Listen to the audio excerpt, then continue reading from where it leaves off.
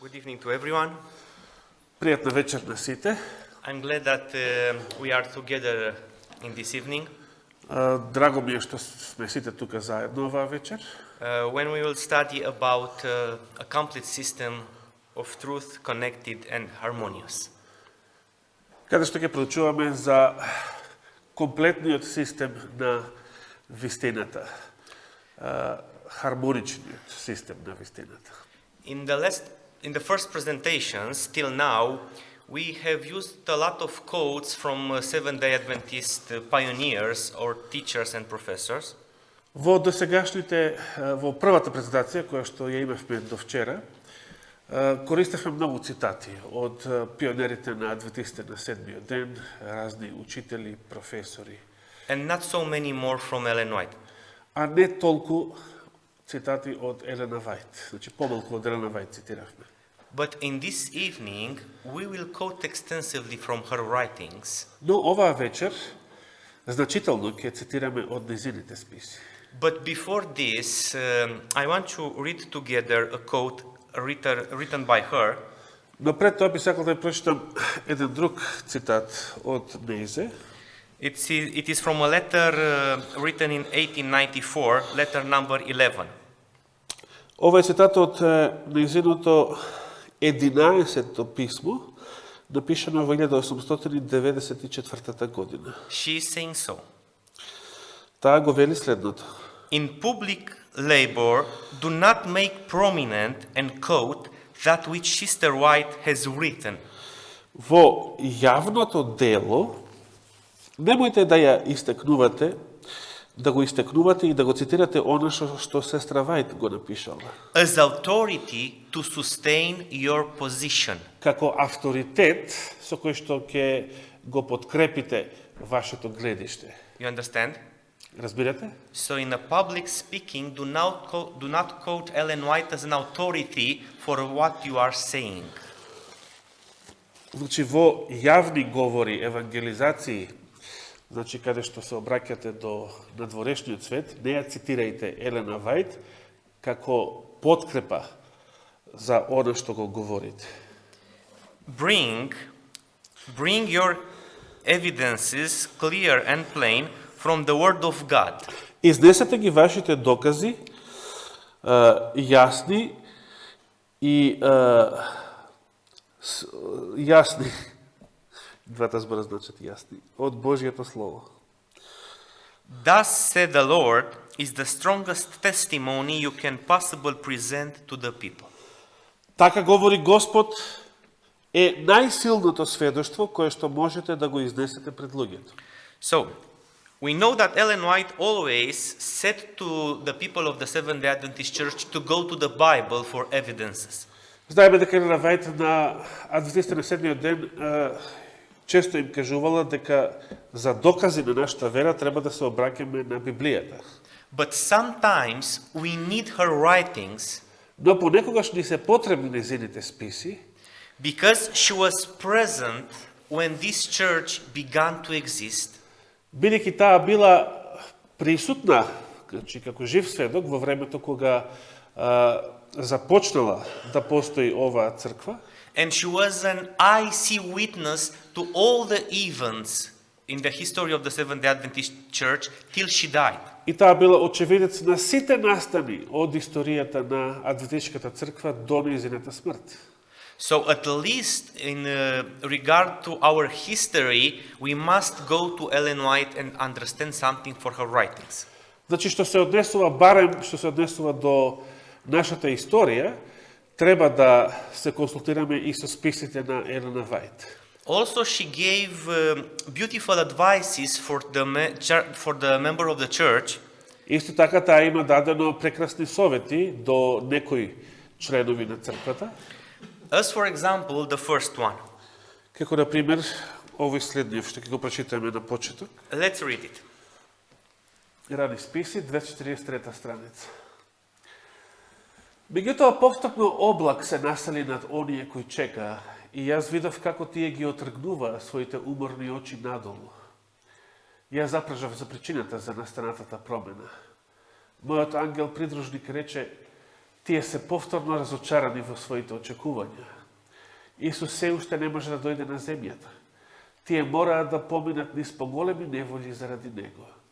Тие мораат да се откажат од заблудите и традициите примени од луѓето и целосно да се свртат кон Бога и Неговото Слово.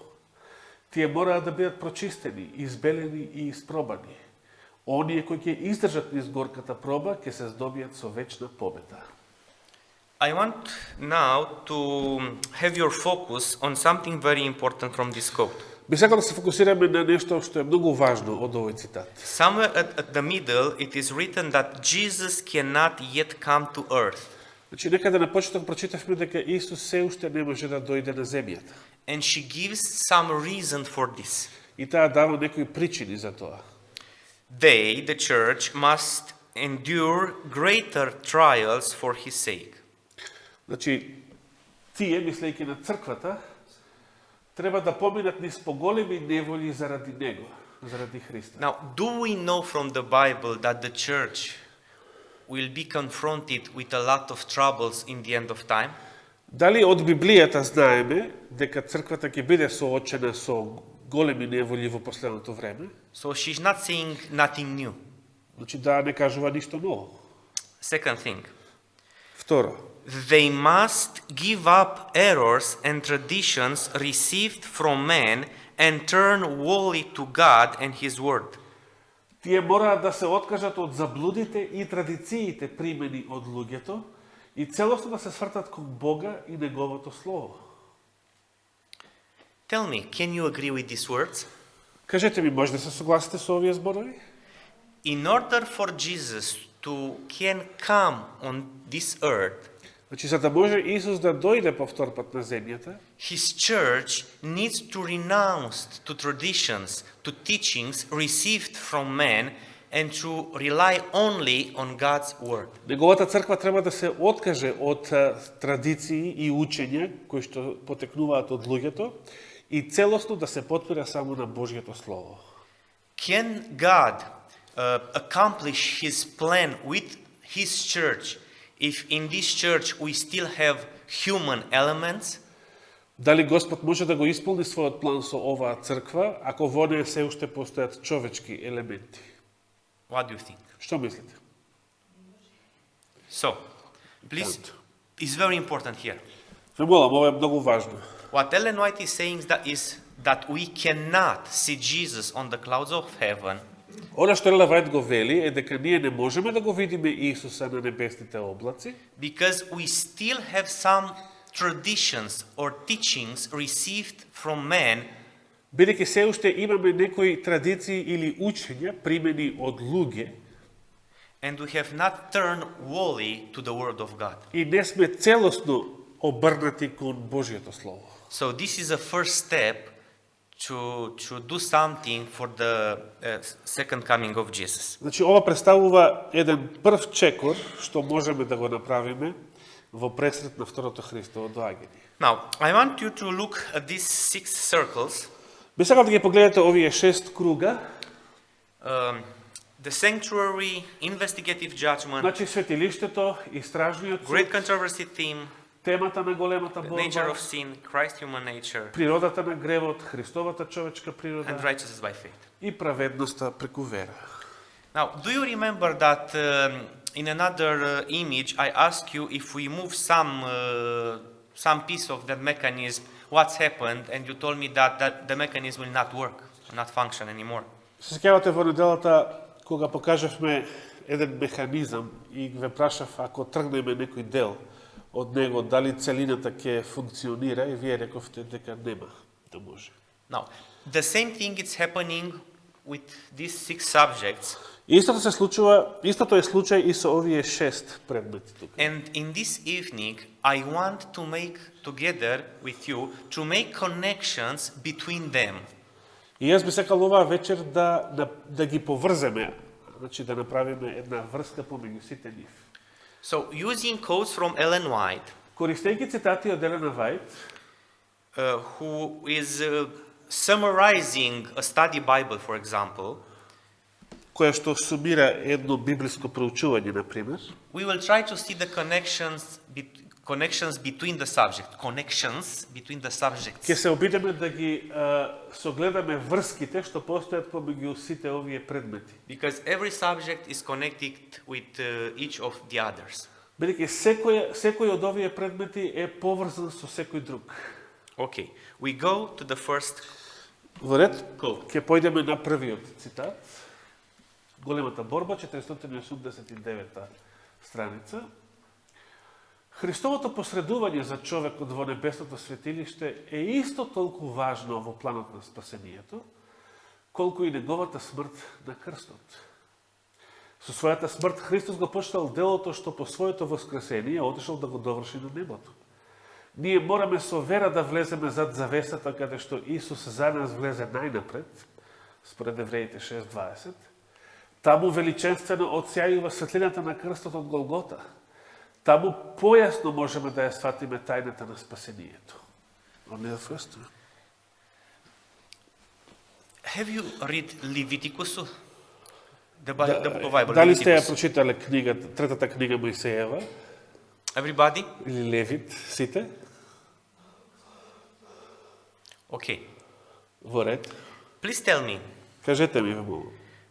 could a man or a woman be forgiven Дали маж или жена би можело да им биде простено, just because he went with the lamp to the temple, saying, само ако отишол со жртвено јагне во храмот, saying his sin with his hands over the head of the animal, исповедајќи го својот грев врз главата на животното and sacrificing the lamb и жртвувајќи го јагнето, just by this, дали само со тоа Can- можел да добие простување на гревовите? can he be forgiven? Може да му биде простено само со тоа? No, why not? Не, зошто не? Because the Bible tells us that the priest does atonement. Затоа што Библијата ни вели дека свештеникот е тој што врши помирување. The priest bears the sins of the people. Свештеникот ги носел на себе гревовите на народот. And by the ministry of the priest, the sin is put on the sanctuary. И преку службата на свештеникот, гревот се пренесувал внатре во светилиштето. And the real and final forgiveness is given only when all the sins from the sanctuary are blotted out. А вистинското конечно простување им било давано на израелците или тие го добивале дури тогаш кога сите гревови од светилиштето ќе беа изнесени надвор од него. So, what Moses told us in Leviticus Значи тоа што Мојсей ни го вели во Левитската книга is the same with what Ellen White has told us here in this quote. е истото тоа што Елена Вајт ни го кажува тука во овој цитат. The intercession of Christ in man's behalf in the sanctuary above Значи, Христовото посредување за човекот во небесното светилиште is as essential to the plan of salvation as was his death upon the cross. е исто толку важно во планот на спасението колку и неговата смрт на крстот. Can you agree? Се согласувате со ова? Now the question is, Сега прашањето следи вака. in our religious life, Во нашиот религиозен живот,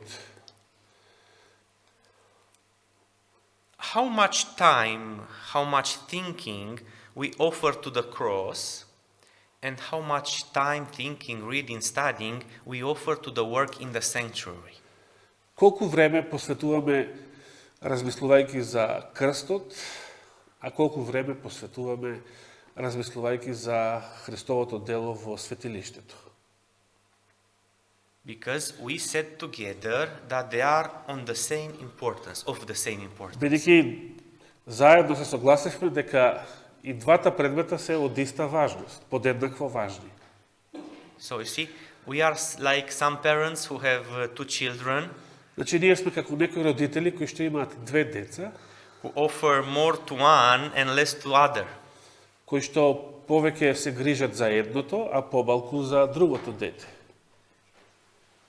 Christ's sacrifice on Calvary and Christ's work in the heavenly above, heavenly sanctuary above, are on the same importance. Значи, Христос како наша жртва на Голгота, а и Христос како наш првосвещеник во небесното светилиште, се од подеднакво иста важност за нас. Okay, we go to the next slide, investigative judgment.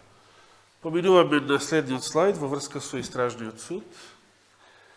Големата борба, 425 страница. Оние што ќе живеат на земјата во времето кога Христовото посредување горе во светилиштето ќе заврши, ќе мораат да стојат пред светиот Бог без посредник. Нивната облика ќе мора да биде чиста, а нивниот карактер очистен од гревовите со неговата крв. Со Божја милост и со трудолюбиво настојување мора да бидат победници во борбата со злото. Додека на небото се врши истражен суд и додека од светилиштето се отстрануваат гревовите на покајаните верни, меѓу Божјиот народ на земјата мора да се изврши посебно дело на чистење, отстранување на гревот. Ова дело појасно е опишано во пораките на Откровението 14 глава. From Revelation 14, the message of the first angel, Значи, од Откровение 14 глава, пораката на првиот ангел, we have understood that the judgment take place before the second coming. разбравме дека судот претходи на второто Христово доаѓање. That's why we can say that the investigative judgment is connected directly with the sanctuary. Затоа можеме да кажеме дека истражниот суд е директно поврзан со светилиштето. If we change something on the sanctuary, we also change something in the judgment and vice versa. Ако нешто промениме во светилиштето, мора да се промени нешто и за судот и обратно. We go to the next slide, the great controversy theme. Одиме на следниот слайд, темата на големата борба. Божиот закон беше голем предмет на судир на небото. Тој е голем предмет на судир се од падот на сатаната и ќе продолжи да биде големо прашање на проба која ќе ги покаже верните и оние кои го кршат законот во две групи. Оваа голема борба уште од својот почеток се водела околу Божиот закон. Големата борба, почета на небото, треба да се приведе кон крај токму на овој свет, на почвата на која сатаната тврди дека е негова. Сатаната, паднатиот ангел, изјавил дека никој човек не може да го држи Божиот закон после Адамовата непослушност. И Јаков 2.10, зашто кој го пази целиот закон, а се сопне само во едно, станува виновен за се. Вака е, Константинов? Се сопне. Someone can ask, Некој можеби ќе праша, from where do you know, we know, or од do you каде know знаеме или од каде знаете, that the law of God was the great subject of controversy in heaven? дека Божиот закон представува големиот предмет на судир во небесата. If somebody will ask you this question, what would you answer? Кога некој би ве прашал ова, што би одговориле? Од каде знаеме дека Божиот закон беше предметот на конфликт во уште на небото? Дека околу Божиот закон се водеше целата борба. If somebody is asking, give me a quote or a text from the Bible Ако некој ве праша, дајте ми некој текст или цитат од Библијата, from which I can understand that the conflict starts and is about the law of God. од кој што би можел да разберам дека конфликтот, големата борба, се води околу Божиот закон.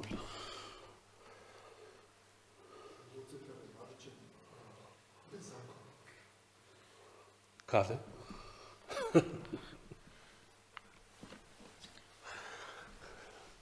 Значи некој ќе те праша каде е тоа во Библија.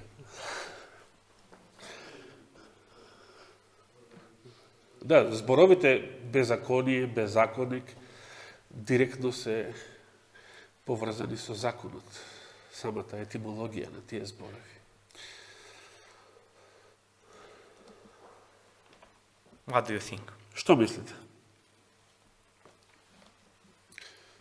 Zoran said Lucifer was called the lawless one. But I asked him where. Let's open the book of Job. Ajde da otvorimo во книгата на Јов. And please read Job chapter 1 Во Јов првата глава, from verse 6 од 6 стих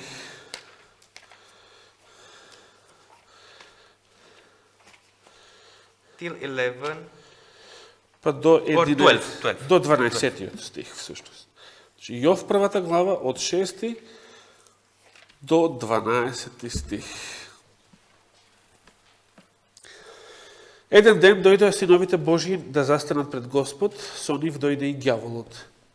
И му рече Господ на ѓаволот, од каде дојде? А ѓаволот му одговори на Господ и му рече, одев по земјата и ја обиколив. И Господ му рече на ѓаволот, обрни ли внимание на мојот слуга Јов? Зашто на земјата нема друг како него, човек непорочен, праведен, богобојазлив и кој го одбегнува злото. Му одговори ѓаволот на Господ и му рече, зар попусто Јов е богобојазлив? Не го огради ли ти него и куќата негова наоколу и се што има тој? Тој ги благослови делата, ти ги благослови делата на раците негови, а стадата негови се шират по земјата. Но пружи ја раката своја и допри до се што е негово, ќе те благослови ли тогаш? И му рече Господ на ѓаволот, еве, се што е негово е во твоја рака. Само врз него не посегај. И се оддалечи ѓаволот од Господ. When the sons of God meet together Значи, кога Божите синови се состанале заедно, and Satan come at this meeting, и сатаната и тој дошол на тој состанок, which was the topic in discussion? кој бил предметот на разговор, на дискусија? Джоб. Yes, but what in connection with Job? Но Job. што во врска со Јов? What God says about Job? Што вели Господ за Јова? That Job has kept the law. That he is just and righteous. Okay, what means that Job is righteous, Што значи тоа дека Јов бил праведен? perfect and upright? Непорочен и богобојазлив и го одбегнува злото. Сите овие описи. So when God is meeting with Lucifer, he say to him, Значи, кога Господ се состанува со Луцифер, му вели, from where do you come? од каде доаѓаш? From my planet. Тој одговора, од мојата планета. Do you saw on your planet my servant? И сега му вели, обрнали внимание или го забележали на твојата планета мојот слуга Јов? On your planet, Job is keeping all my commandments. На твојата планета Јов ги држи сите мои заповеди. He is obeying my law. Тој е послушен на мојот закон. Satan is saying, А сатаната одговара, he obeys you because you protect him. тој ти е послушен затоа што ти него го штитиш. But I'm sure that if you let me to take him everything what he has, Но сигурен сум дека ако ми дозволиш да му земам се што има, he won't keep the law. тој нема да го држи законот. And second time he comes again. И повтор пат, You can see this in chapter 2. кога ѓаволот доаѓа повтор пат во втората глава, We won't read, but look there from verse 1, for example. нема да го читаме, меѓутоа можете да погледнете од првиот стих, на пример. And the same discussions take place. Како истиот разговор се случува помеѓу Господ и ѓаволот. Job is keeping the law. Затоа што Јов го држи законот. So it is clear that between Christ or God and Satan, law was a problem. Јасно е, значи, дека помеѓу Господ и сатаната проблемот бил законот. But the question is why? Но прашањето е зошто? What do you think? Што мислите? Зошто законот? Let's open the Bible in Psalm 89 and let's read verse 14. Да отвориме во 89-тиот псалм, каде што ќе го прочитаме 14-тиот стих. 89-ти псалм, 14-ти стих.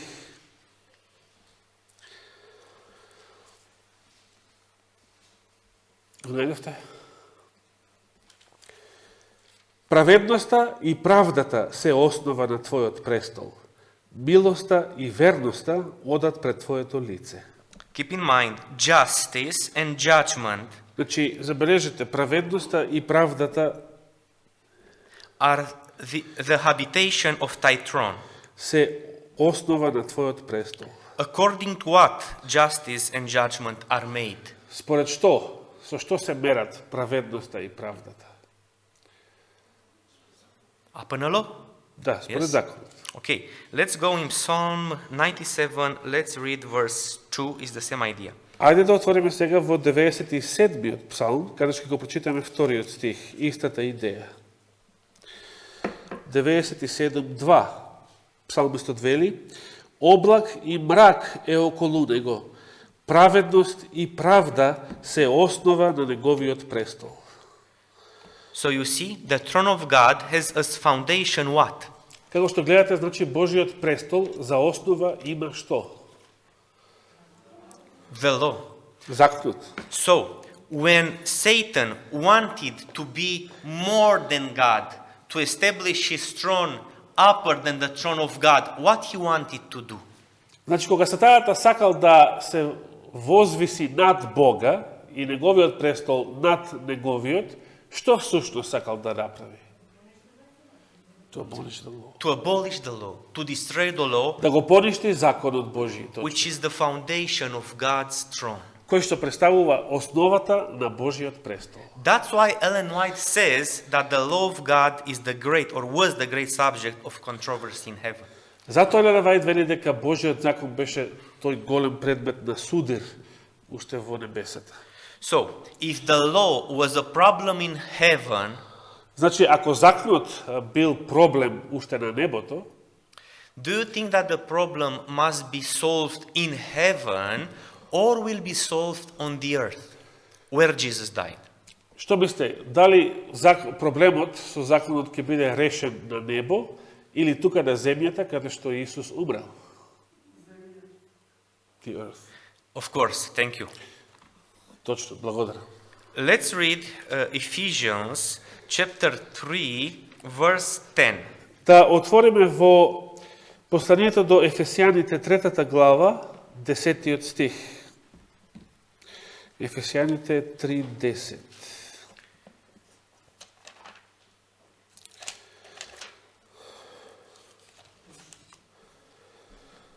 Ефесијаните 3:10.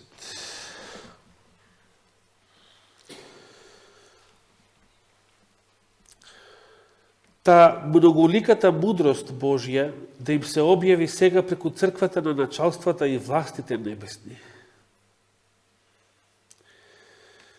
Yeah? Understand? Yes. So you understand? Го разбирате ова? The powers in heaven will look to the church on earth Значи, властите небесни ќе ја погледнат црквата на земјата, because by looking at the church, they will know the manifold wisdom of God. и гледајќи ја црквата на земјата, тие ќе може да ја разберат многоликата мудрост Божја. Now the question is, Сега прашањето гласи: if God and his heavenly beings are looking now at us, ако Бог и неговите небесни суштества сега гледаат на нас, не наблюдуваат нас, will they see the wisdom of God? дали во нас ќе ја забележат, ќе ја видат Божјата мудрост? No. Ne. Ne. Why? Нема тешко, или да или не. Because God is not for the moment manifested in this church. Зошто? Затоа што Бог, сега за сега, се уште не е објавен или не се манифестира во оваа црква.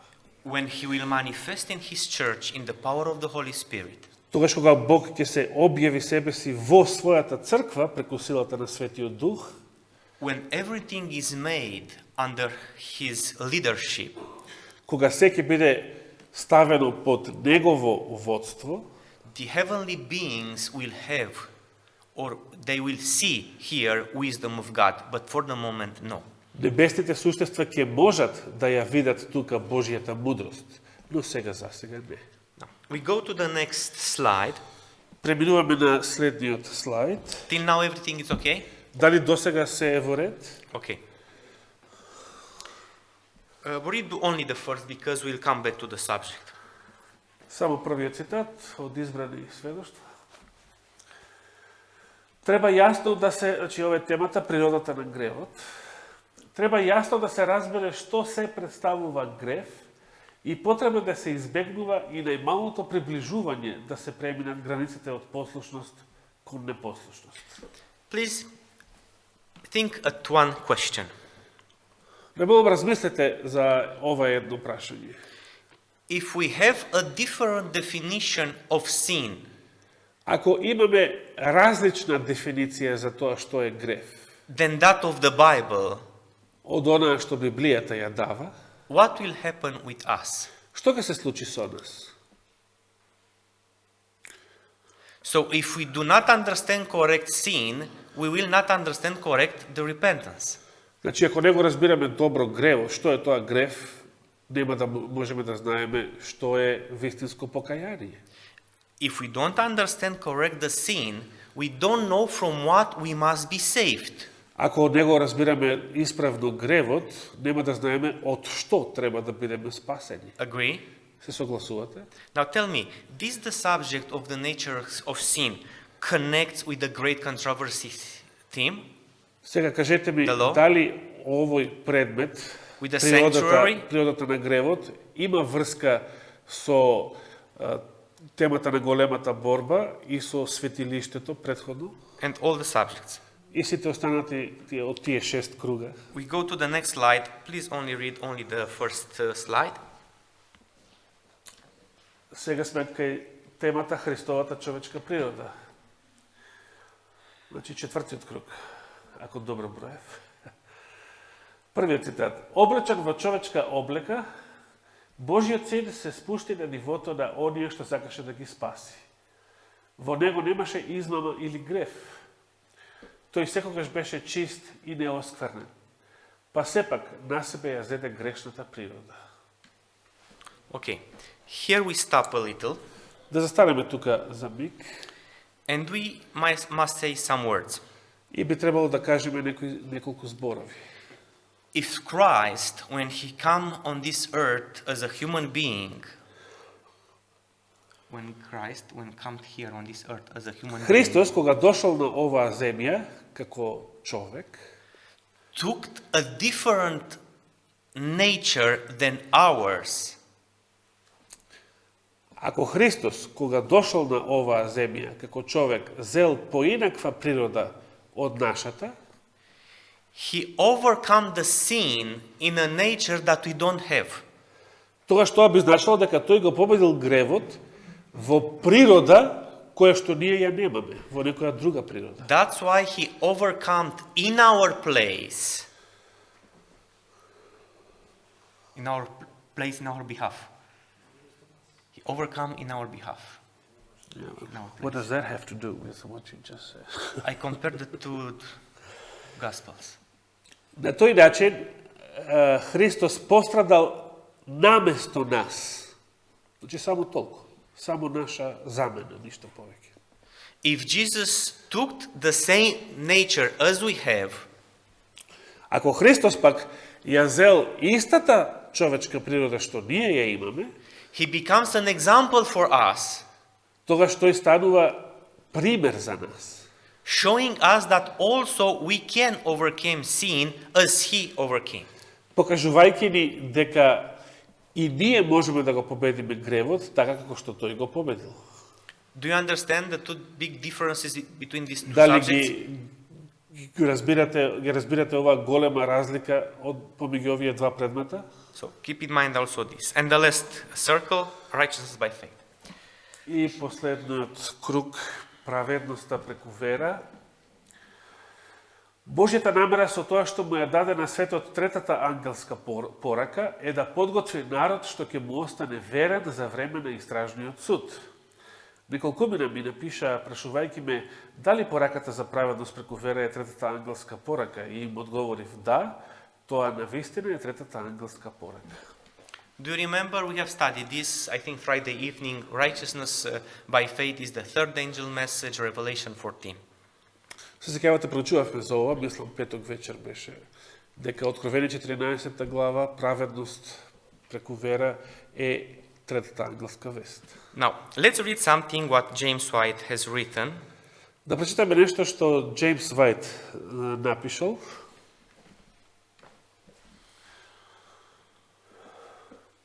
Сегашната вистина е складна во сите своји делови. Сите нејзини врски се меѓусебно поврзани. Механизмот на сите нејзини делови еден на друг се како работата на часовникот. Но, ако оштетите само еден запчаник, работата ќе запре. Прекинете една врска и синџерот ќе се скрши.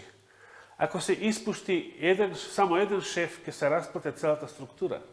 Заради тоа да се движиме внимателно, критички споредувајќи ги сите ставови со Божјето Слово и добро разгледувајќи ги нивните позиции и хармонијата или нескладноста која што постои помеѓу нив и другите делови од Словото пред да ги прифатиме. So also James White spoke about a complete system of truth harmoniously connected. Значи и Джеймс Вајт пишувал за еден комплетен систем на вистината кој што е хармонично поврзан или складен во сите своји делови. You change something in one point, everything is changed. Ако промените само нешто во некое место, во тој систем, се друго ќе се промени исто така. We go to the next slide. Преминуваме на следниот слайд. And do you remember that I asked you last evening what is the last generation theology? Се сеќавате кога ве прашав синоќе што е теологијата на последната генерација? And I waited for an answer from you as being Adventism. И чекав да го одговорите прашањето со одговорот адвентизам. Now, let's suppose that Adventism can be summarized in these 6 points. There are more, but let's say in Да these 6 предпоставиме points. дека адвентизмот може да се сумира со овие 6 теми, иако не се само овие, но да речеме дека сите овие го сочинуваат адвентизмот. If we modify the subject of the sanctuary, do we still have Adventism? Ако го модифицираме предметот на светилиштето, дали и понатаму ќе имаме адвентизам? No. If we change the nature of sin, do we have Adventism? Ако ја промениме природата на гревот, дали и понатаму ќе имаме адвентизам? The same with all. Истото е случај со сите, така. You must know that we have people inside of our church who are trying not to change the Adventism. Мора да разберете дека имаме луѓе внатре во црквата кои што се обидуваат не да го променат адвентизмот, They are trying to change the fundamentals teaching in Adventism. туку се обидуваат да ги сменат само основните учења на адвентизмот. By this, changing the Adventism. Но на тој начин го менуваат целиот адвентизм. In this week, we will cover only the subject of righteousness by faith. Оваа седмица ќе ја покриеме само темата за праведност по вера. That's why I have split those 5 subjects from up, then those of righteousness by faith. Затоа ја издвоив таа тема, за разлика од 5 претходни што се горе. And I want in this evening to start the study. И би сакал ова вечер да започнеме со тоа проучување, значи со праведноста по вера. First quote, Прв цитат, George Knight. Джордж Најт.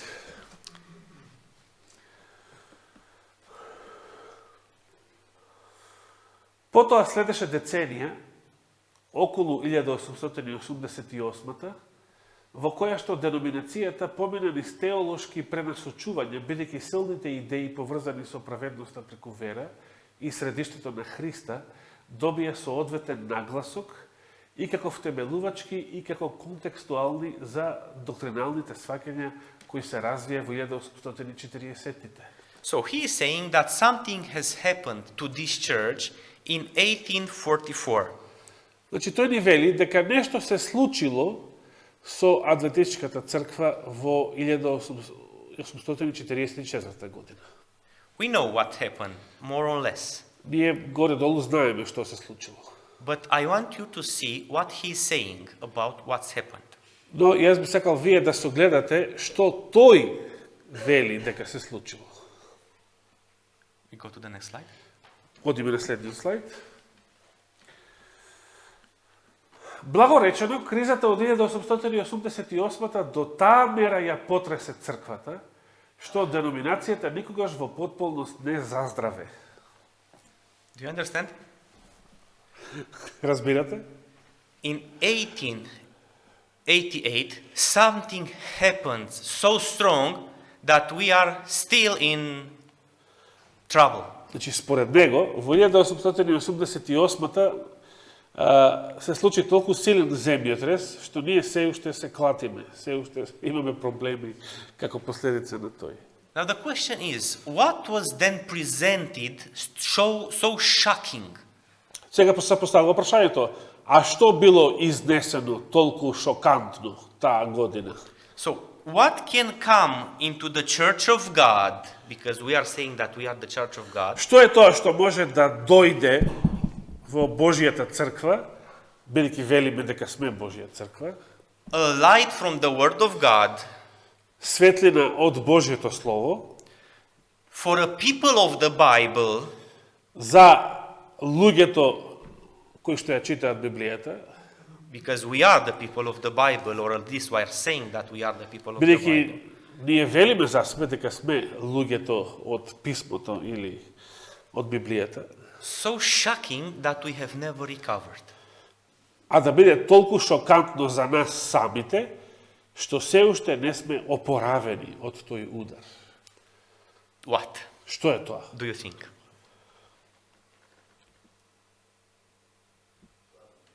Што е тоа што може од Божјото Слово да произлезе за нас кои што го читаме и го сакаме Божјото Слово, а што за нас самите представува толку силен удар од кој што се уште не сме се опоравиле.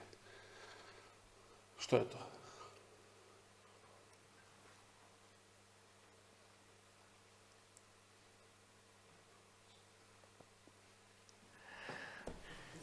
Преку вера. Yes, but in these words we are, with these words we are hiding something. Меѓутоа со овие зборови ние нешто криеме. What is behind these words? Што се наоѓа позади овие зборови? Think. Размислете. What from the Bible could shock a church? Што е тоа што произлегува од Библијата, а може да ја затресе црквата? Значи, црквата не света. Црквата ќе ја затресе. We will read in the next quote, but I don't know if you will be agree. Ќе го прочитаме тоа во следниот цитат, но не знам дали ќе се согласите со него.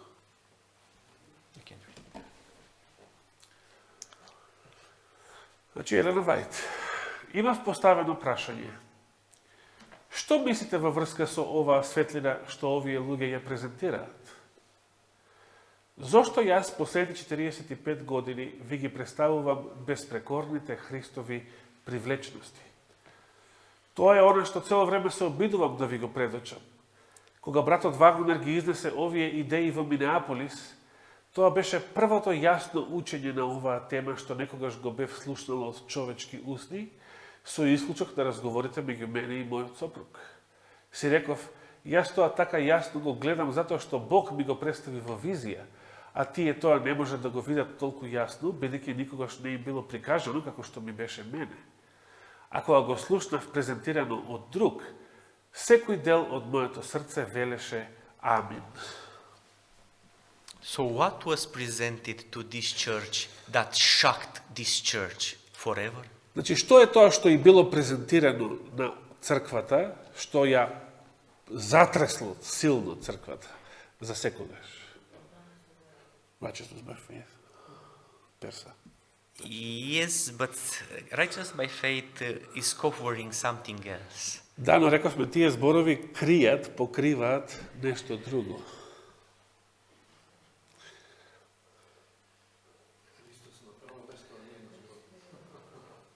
The charmless, so the matchless charm of Christ. Let's read. I have. Безпрекорните Христови привлечност. So Ellen White is asking to a question. шарм. Ellen White is answering to a question. I have had the question asked. What do you think about this light that these men are presenting? Значи, Елена Вајт го поставил прашањето што мислите за светлината што овие луѓе, Джонс и Вагонер, ја изнесуваат, ја презентираат. And she's asking why I have been presenting this light to you in the last 45 years. И сега Елена Вајт им вели на луѓето кои што мислат дека Джонс и Вагонер кажаа нешто ново, зошто мислите така? Јас самата ви ги изнесував овие работи во последните 45 години, предходно.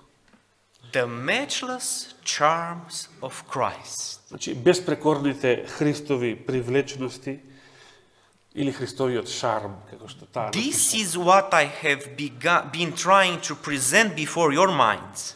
Тоа е тоа што јас се обидував да го изнесам пред вашите умови. When Wagner brought out these ideas in Minneapolis, it was the first clear teaching on this subject from any human lips I had heard. Кога братот Вагонер ги изнесе овие идеи во Минеаполис, тоа беше првото јасно учење на оваа тема што некогаш го бев слушнала од човечки усни. So what shocked the church in 1888? Што е тоа што ја потресла црквата во 1888-та? The presentation of Christ.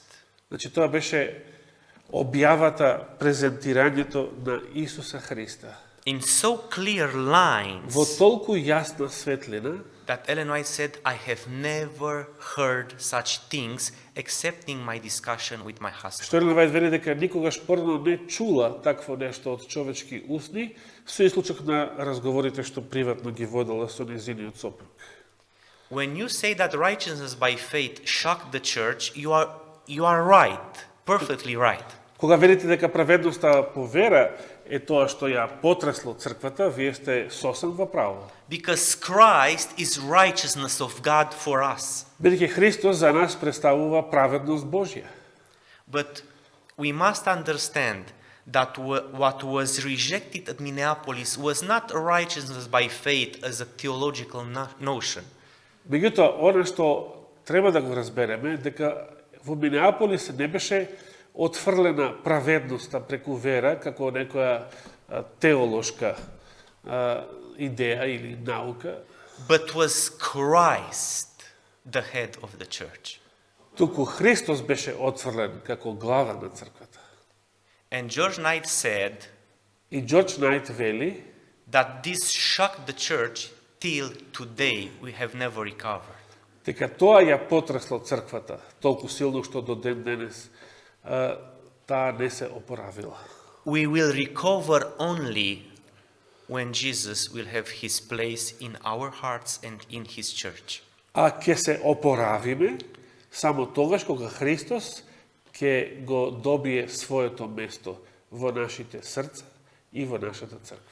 If we won't accept Christ to take his places, Ако не го прифатиме Христа да си го завземе неговото место, we will go back to Roman Catholic Church, to evangelical Christianity. тогаш ќе се вратиме назад во Римокатоличката црква или во евангеличкото христијанство. Now, let's read again from Ellen White. I think you know this quote, but let's read it again. Ајде го прочитаме уште овој цитат од Елена Вајт, иако мислам дека ви е познат. What she's saying about this message. Што ни кажува таа за оваа порака? Во својата голема милост, Господ на својот народ му испратил мощна скапоцена порака преку старешините Вагонер и Джонс. Со таа порака распратиот Спасител требаше уште повеќе да се воздигне пред луѓето како жртва за гревовите на целиот свет. Пораката ја објави праведноста преку вера во гарантот, ги повикуваше луѓето да ја прифатат Христовата праведност, која се изразува со послушност кон сите Божји заповеди. So if then was presented Christ in all his fullness, Значи, ако тогаш беше презентиран Христос во целост, значи потполно, it is clear that that Christ that was presenting there must be connected with the work of or his work in the sanctuary above. тогаш тоа значи дека таа објава на или тоа откровение на Христос мора да биде поврзано со неговото дело во небесното светилиште. If we will not connect the sanctuary doctrine with the message of 1888, we will be in problems. Ако не ја поврземе темата за светилиштето со 1888 година, односно со Евангелието од таа година, ќе имаме проблем. Now, a next step, the sanctuary 1888 and the lose of clarity. Сега следниот чекор е светилиштето 1888 и разлабавената јаснотија. Why is 1888 so important? Зошто 1888 е толку важна? Because Еве зошто. Ellen White says that this is the righteousness by faith message, which is the third angel message. Елена Вајт самата вели дека тоа е пораката за оправдание со вера, која што е третата ангелска вест. This message is the message of true witness to Laodicean church. Исто така вели дека таа вест е пораката на верниот сведок до Лаодикејската црква.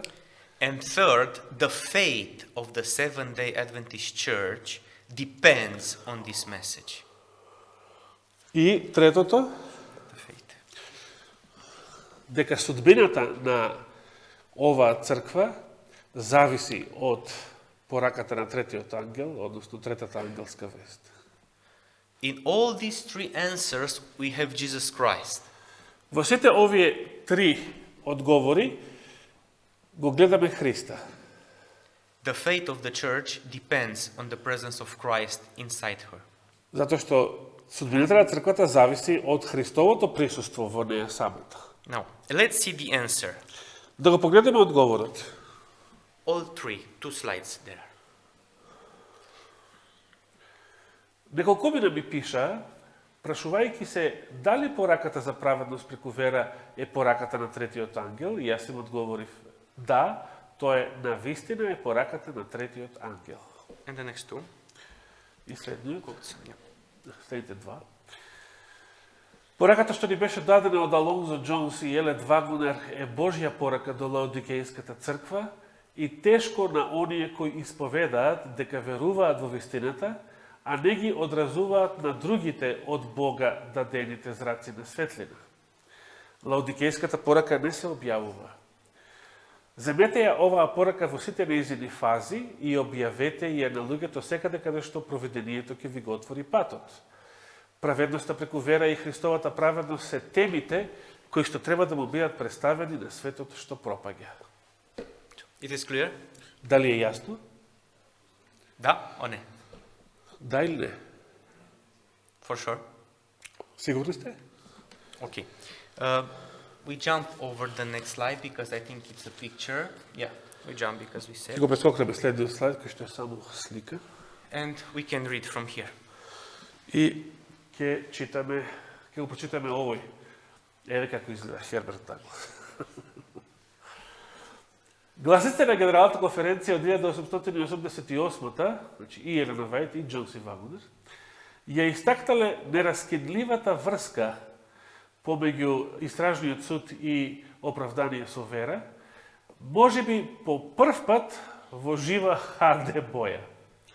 Во серија на статии напишани кратко по конференцијата 1888-та, Елен Вајт ја нагласувала оваа жива врска. You have translated INJ and JXF? Yes, Yeah, okay, perfect. I have decoded them. Okay. So, what Herbert Douglas is saying is that at Minneapolis, Значи, оно што Даглас ни го кажува е дека во Минеаполис, he say perhaps, maybe, but for sure, in the first time of the Seventh-day тој Adventist вели може, history, но сигурно, јас велам, во историјата на во адвентичката историја, in our understanding, or let's say differently, to us, God has given for the first time a connection, clear connection between investigative judgment and the subject of justification by faith. значи дека во 1888 година според Даглас за прв пат во адвентичката историја Господ ни дал една јасна врска помеѓу истражниот суд и оправданието со вера. I heard that Friday you will have one of Herbert Douglas' books, Why Jesus Waits. We shall see about it. I heard. We hope. Слушнав дека до петок ќе ја имаме, може би испечатано, книгата на Даглас, Зошто Исус чека. It's a very important book. Please read it. Таа е многу важна книга, ве молам, прочитајте ја.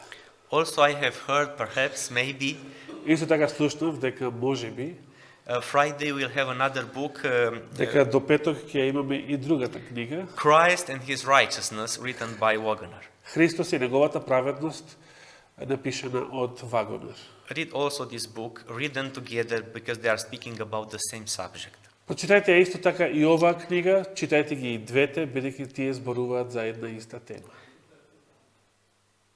Now, let's see how Ellen White connected the subject of investigative judgment with righteousness by faith in some quotes. Ајде да видиме низ некои цитати како Елена Вајт ги поврзала овие две теми. There are- Истражниот суд и оправдание со вера. 3 quotes, read them all. Ќе ги прочитаме сите три цитати. Христос се наоѓа во небесното светилиште и тој е таму да направи помирување за луѓето.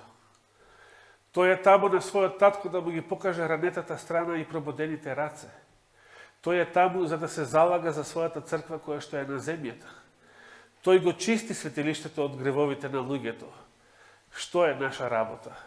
Наша работа е да бидеме во хармонија со Христовата работа. Со вера треба да соработуваме со Него и да бидеме во единство со Него. Вториот цитат.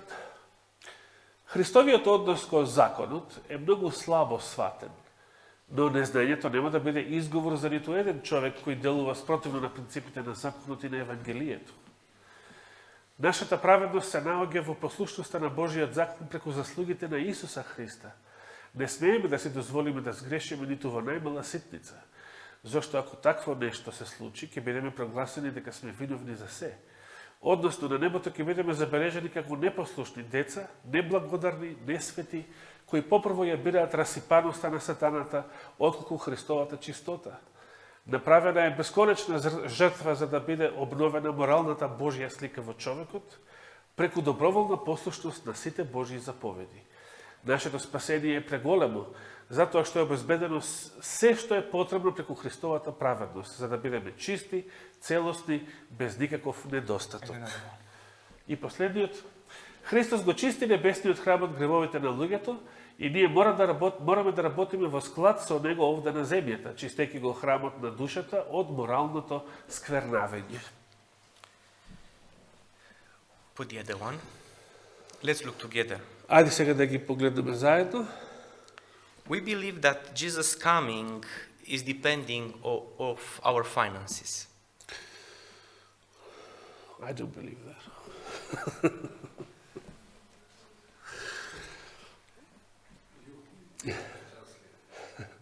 Ние веруваме дека Христовото доаѓање зависи од нашите финансиски средства. On increased missionary efforts.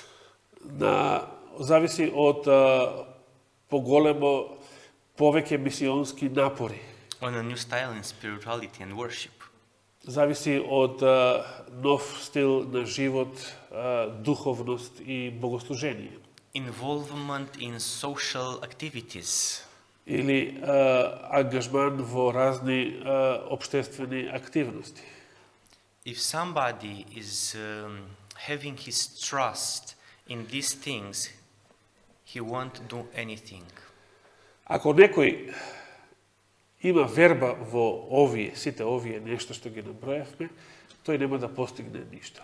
A church who depends on finances, missionary efforts, Црквата која што зависи од финансии, од мисионски напори, значи од своите сили, charismatic preachers, или харизматични проповедници, influential people влијателни луѓе, will lose everything. таа црква ќе загуби се.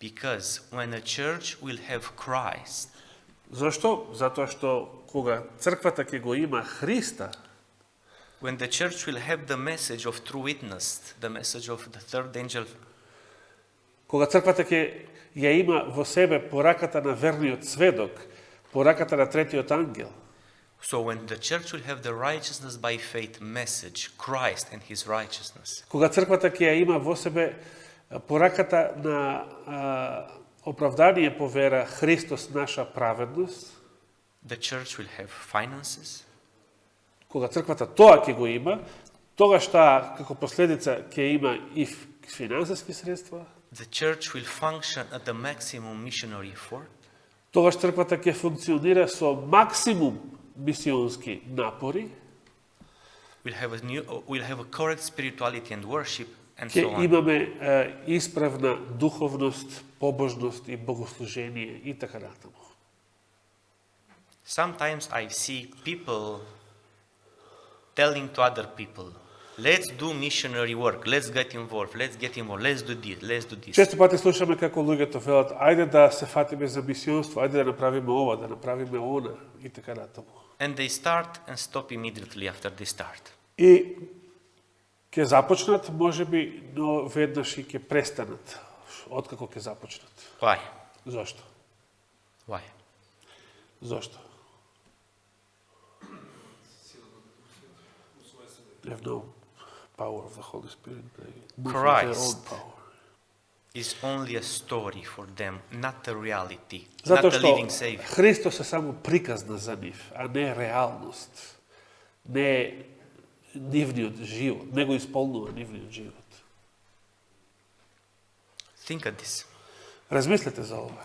Let's read another two quotes. Да прочитаме други два цитата. Two slides. Повторно рани списи, со нив почнавме, мислам.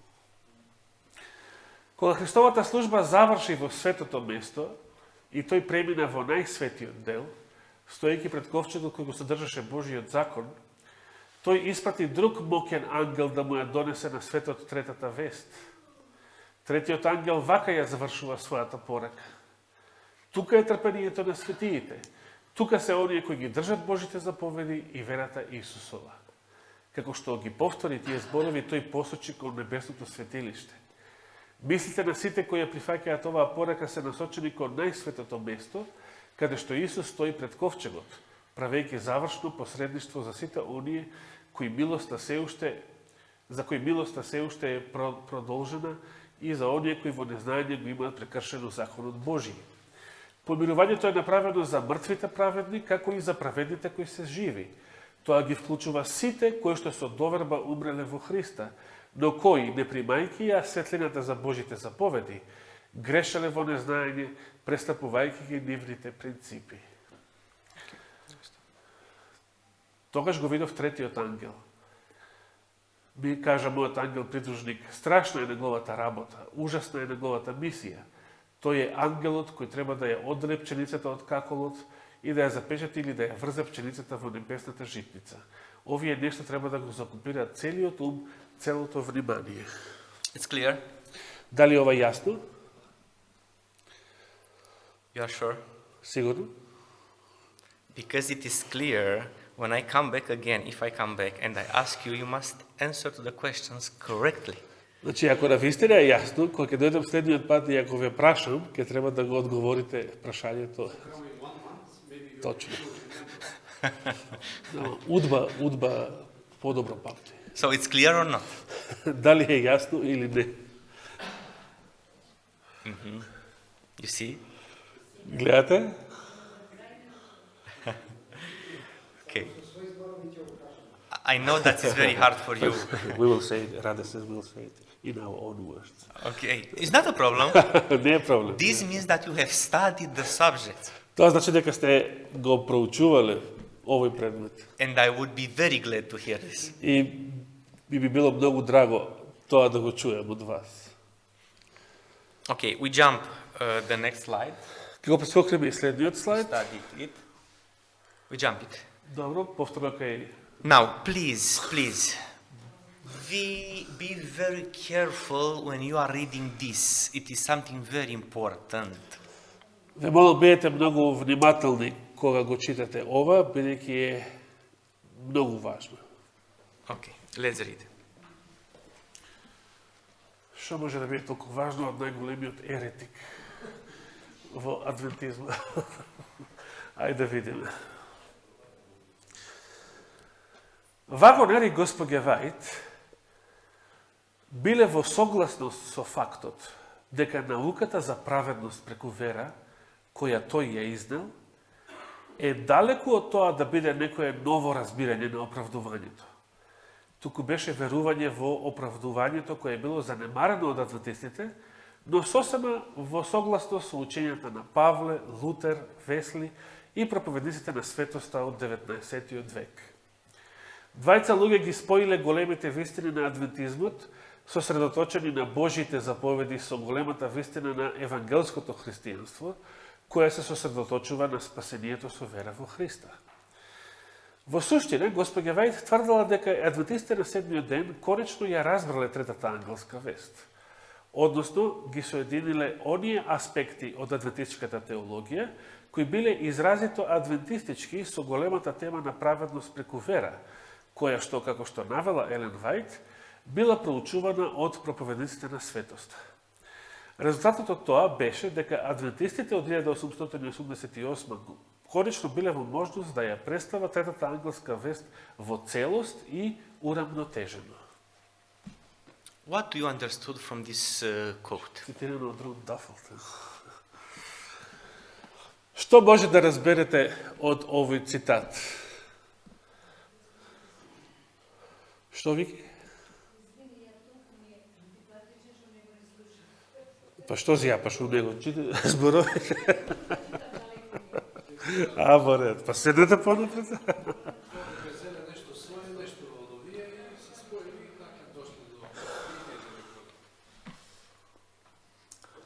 That they, Borges says that they combined something from others and something of their own thinking, and so they finally... Okay, have you understood all what Brother Borche has said? Дали го разбравте ова што Борче го кажа?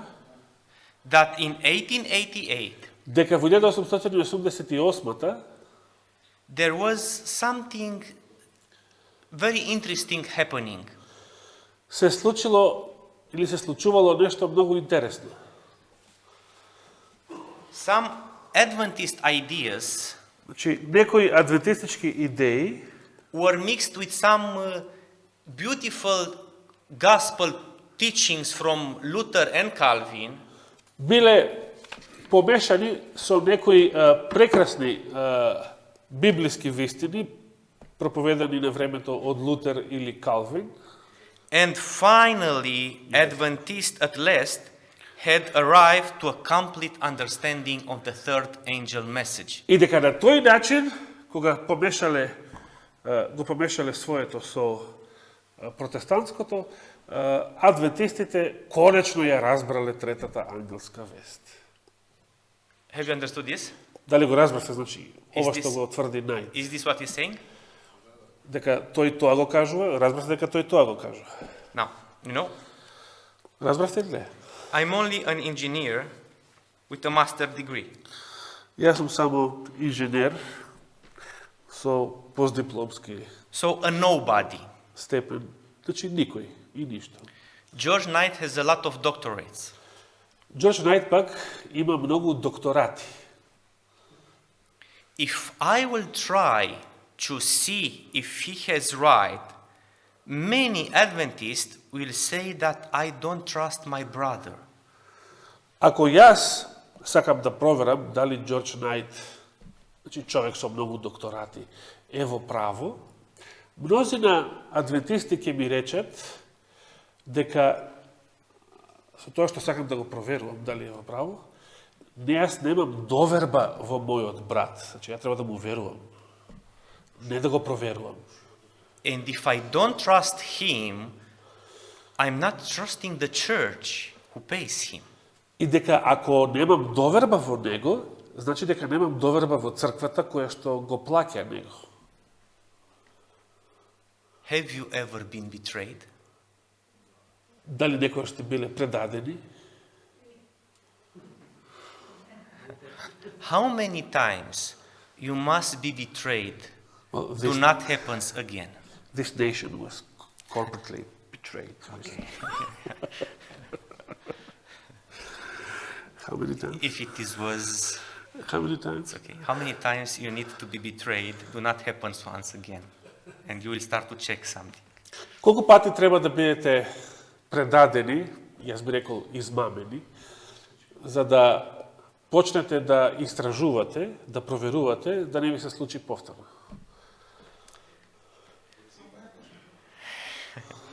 Costa No. says only once. Only once. It's good if it only once. Добре ако еднаш. George Knight is saying something also interesting. Џорџ Најд вели нешто друго што е исто така интересно. He said that Ellen White was agree with what the holiness preacher preached, and that what holiness preachers preached was the message of Johnson Waggoner. And he gave the example of an article from Review and Herald, August 13, 1889. Значи, Џорџ Најд тврди дека оно што проповедниците на светоста го проповедале во 19. век, Елена Вајт се согласувала со тоа, дури вели дека била поучувана од нив и како доказ го приложува цитатот од списанието Преглед и гласник од 13. август 1889 година. Is he saying this? Дали Џорџ Најд тоа го тврди? That Ellen White was agree with the holiness preachers? Дека Елена Вајт бил во согласност со проповедниците на светоста? Is he saying this? Дали Џорџ Најд го кажува тоа? Okay, now let's see what Ellen White is saying in the article quoted by him. Значи, сега да видиме што кажува Елена Вајт во тој цитат што Џорџ Најд го приложуваше во својот цитат. Постојат големи вистини, долго сокриени под сметот на невистините, кои треба да им се објават на луѓето. Науката за праведност преку вера ја изгубиле од вид мнозина кои исповедале дека веруваат во третата ангелска вест. Луѓето на светоста отишле во голема крајност по оваа точка. Со голема ревност тие поучувале: само верувај во Христа и ќе бидеш спасен, но Божиот закон не е потребен. Ова не е учење на Божието Слово. Не постои основа за таква вера. Ова не е драгоцениот камен на вестината кој Бог му го дал на својот народ за ова време. Оваа наука заведува искрени души. What Ellen White has said? Што вели на Вајт? That the teaching of the preachers of the holiness brings people or mislead honest souls. Дека проповедањето на тие така наречени проповедници на светоста ги заведува искрените души. So what he has done, Значи, што направил Џорџ Најд? he changed the meaning of the words of Ellen White. го променил значењето на незините зборови. How many times George Knight can lie to you from now on? Од сега натаму, колку пати Џорџ Најт треба да ве лаже?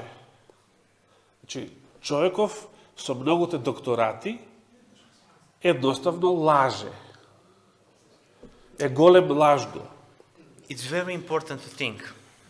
Ова е многу важно да го размислите. Because when you read what he is writing, you say, he's right. Бидејќи, ако го читате него, само оно што тој го пишува, ќе помислите, па во право е човекот. Да, But when you check what he is declaring, но, кога ќе проверите вие, кога ќе го проверувате тоа што некој ви го проповеда, конкретно овој, you can see for sure that he is misleading. тогаш ќе забележите дека тој ве заведува. Let's look at another thing. Да погледнеме уште нешто. Roy Adams, Уште еден голем брат. before reading, maybe I will come tomorrow also with this explanation, but I want to do it also now. Добро, пред да читаме, сакам да ви кажам нешто што, иако и утре планирам тоа да го изнесувам, сакам и сега да го кажам. You will hear repeatedly three names. Често пати ќе слушате три имиња. George Knight, Џорџ Најт, Roy Adams, Рој Адамс and Solos Forkosh Zoltan.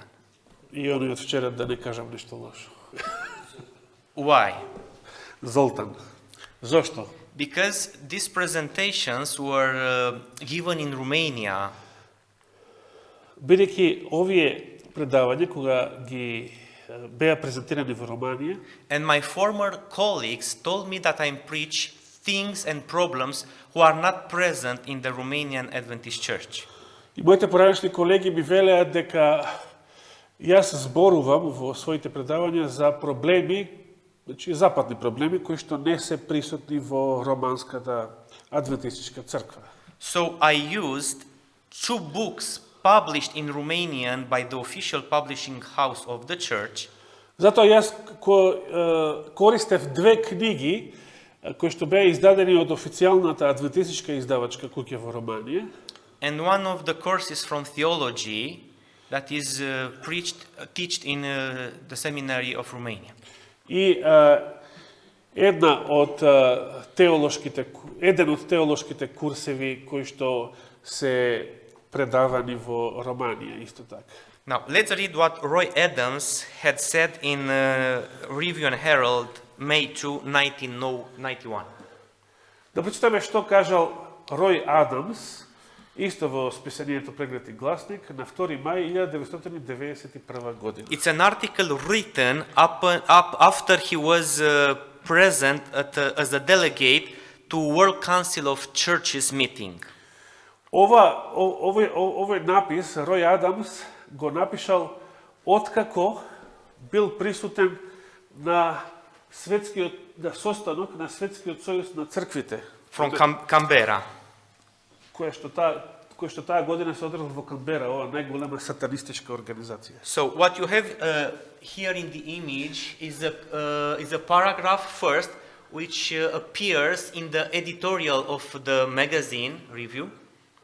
Оно што го гледате на сликата е еден параграф кој што бил објавен во воведниот напис на уредникот на списанието Adventist Review. And the second paragraph is taken from the article about that meeting, World Council of Churches from Canberra. А вториот пасус е земен од оној напис кој што бил напишан после тој состанок на ова екуменска организација во Канбера. Now, we read only the first for the beginning. Да го прочитаме прво првиот. Пред известно време во серија на воведни статии прокоментирав на важноста на вечерата Господова Евхаристијата, како што многу други религиозни заедници ја нарекуваат, оние што се дел од екуменското движење. Who can show me the problem from this paragraph? Кој може да ми го покаже проблемот од овој првиот пасус? Што проблем гледате во него?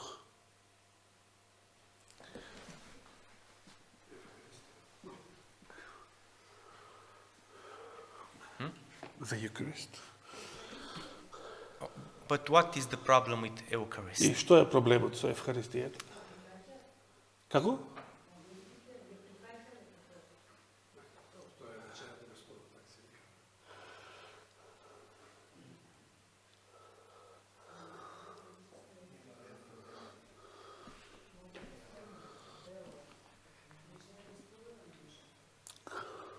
What Vicky is saying? Дека? That according to the doctrine of the Eucharist, the body, the bread and wine get transformed. Yes, this is the Eucharist, this is the theory, but the problem is the article is in regard to this, but more than that. Има нешто повеќе од тоа. Значи, што е проблемот во врска со самиот пастос? Значи, што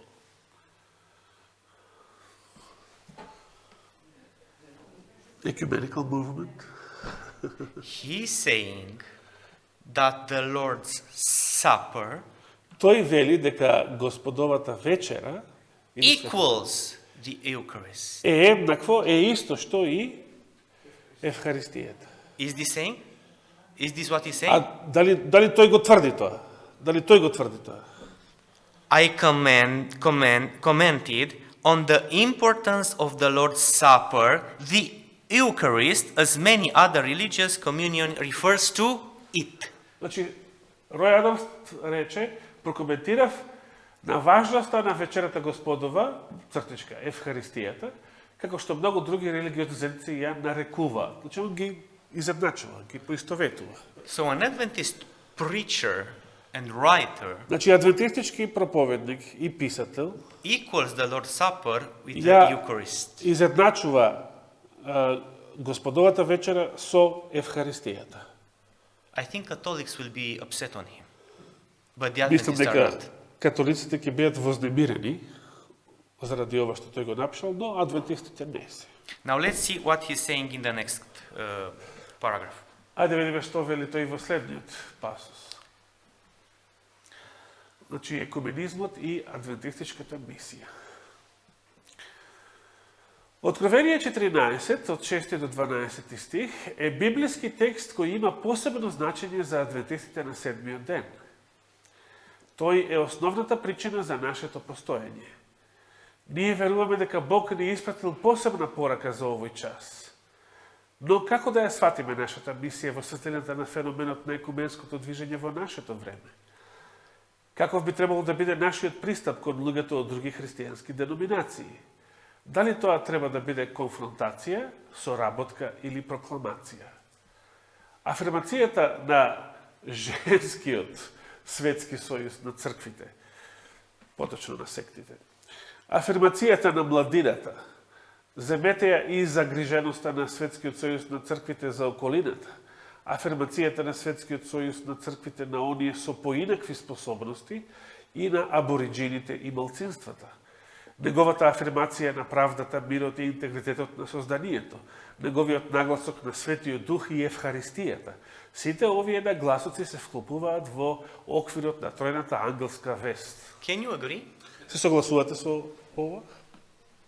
So what World Council of Churches is doing fits perfectly in the third angel message. Значи, оне што го прави екуменскава сатанистичка организација, така наречениот Светски сојуз на црквите, целосно се вклопува во тројната ангелска вест.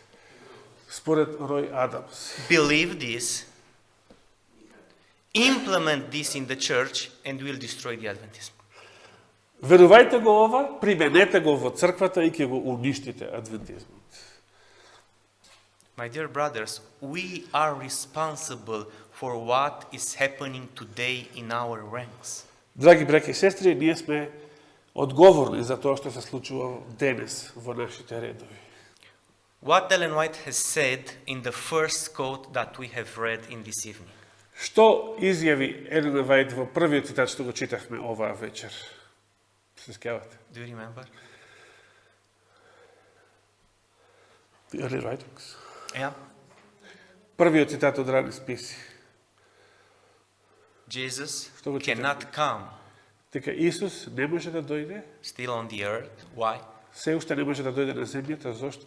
Because we still have, Бидејќи ние се уште имаме традиции и учења yes.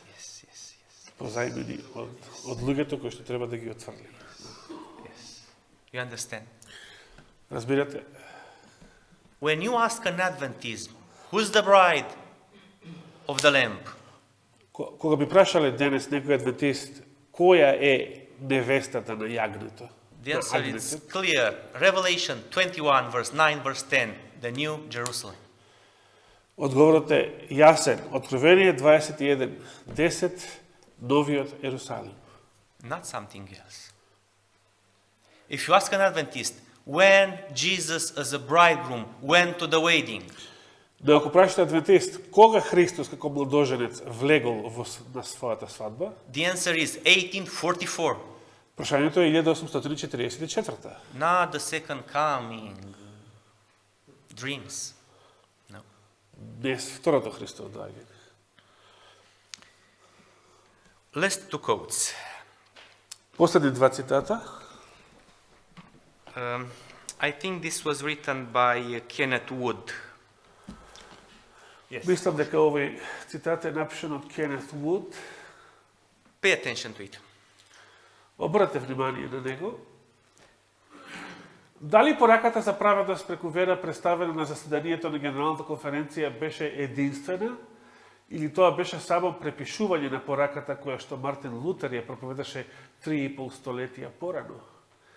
Според нашето мислење, пораката од 1888 беше различна и опфаќаше многу повеќе од Лутеровото евангелие за праведност преку вера. Таа имаше силен есхатолошки нагласок. Беше дизајнирана да го подготви народот за вознесение при второто Христово доаѓање. Го насочуваше вниманието кон небесното светилиште.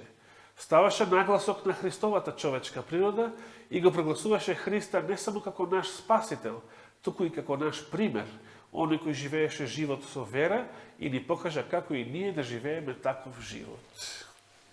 So you see, there are people in our church who are writing differently. Значи, како што гледате, постојат луѓе во адвентичката црква кои што пишуваат различно и спротивно еден на друг. You may have 3 lives. Може да имате 3 животи. Lives? Life. Да. Добро го слушнав. One, Првиот живот. to be as Switzerland. What? To be as Switzerland. Звицерланд. Switzerland. What is that? Yeah. Helvetia. Switzerland. Switzerland. Да бидете како Швајцарија во првиот живот. Да бидете како Швајцарија. You know how is this country, no? Знаете како изгледа таа земја, не? As the holy water. Како светата вода. Неутрално. Neutral. Неутрално. So Швајцарија е неутрално. in these problems, you can be neutral. Значи, во врска со сите овие проблеми, може да бидете неутрални, да завземете неутрална позиција.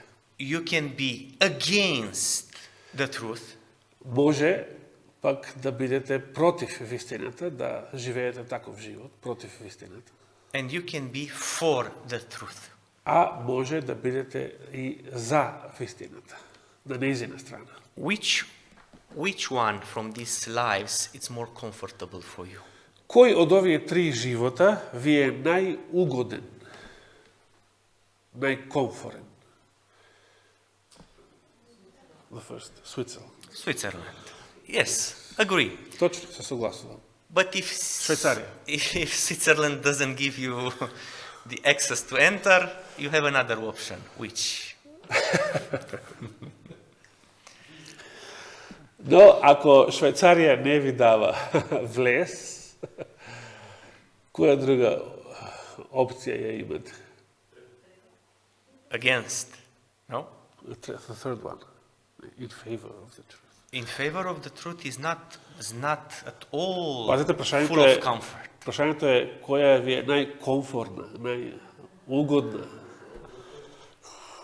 Значи, ако отпадне неутралноста како најкомфортна, we are looking for comfort, for тогаш peace, for silence. помеѓу преостанатите две опции, Against. да, најкомфортна, најугодна, најлагодна е позицијата или животот, да се живее животот против вистината. You understand? Ја разбирате? You understand, yes? Ја разбирате, нели?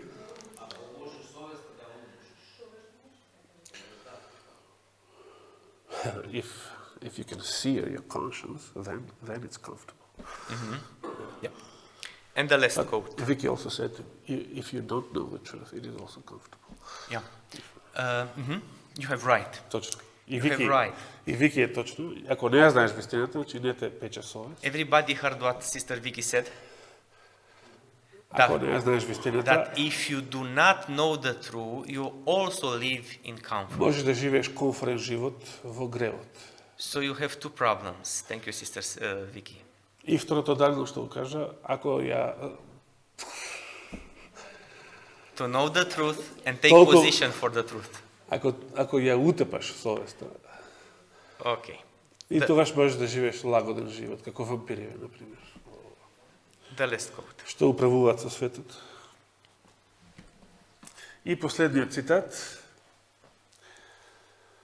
од Елена Вајт. Сиот Божји народ сега треба да застане на платформата на вистината, како што е дадена во третата ангелска вест. Секакви примамливи слики, секакви чуда ќе бидат направени со цел, ако е можно, да бидат измамени и избраните. Единствената надеж за секого е да се држи цврсто до доказите кои ја имаат докажано вистината во правда. Enough for this evening. Доволно за оваа вечер. I invite you tomorrow evening, I think at 7 o'clock. Да. Ве поканувам и утре вечер. Утре вечер е во 19 часот. Почнуваме.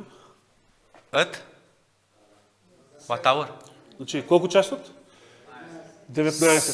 7 o'clock. Утре вечер, среда вечер во 19. Патем утре знаете што е според еврејскиот календар. The subject is the fight of the giants. Јом Кипур, да. Иначе темата за утре е битката со джиновите или меѓу джиновите? With the giants. No, the fight of the giants, between the giants. Битва. Значи сепак битката или борбата меѓу джинови. We will study, and it is very important for you to understand very well this subject. Ќе проучуваме и мощно е важно за вас да го разберете овој предмет. We will study the main issues Ќе ги проучуваме главните теми against a last generation theology. против, значи во денешниот адвентизам, против теологијата на последната генерација. And it's very important for you to understand И мощно е важно за вас да разберете how are thinking the people who do not believe that we must overcome our sinful tendencies and our Значи, sinful да, actions мощно е before the важно second да coming. разберете како размислуваат луѓето кои што не веруваат дека треба да ги победиме нашите грешни склоности и на тој начин да се подготвиме за второто Христово доаѓање. God bless you all Господ нека ве благослови сите and вас have a good evening. и имајте пријатна Amen. вечер. Благодарам.